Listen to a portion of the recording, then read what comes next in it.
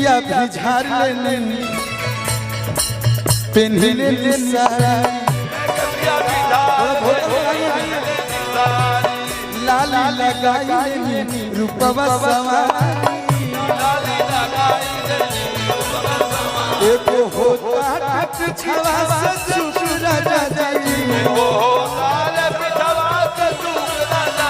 एको होता छवा से चुप राजा जी क्या बात है तो लगाई दी चोलिया के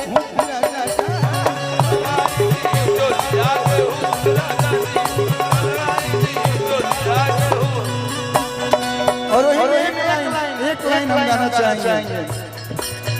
जैसन सोचल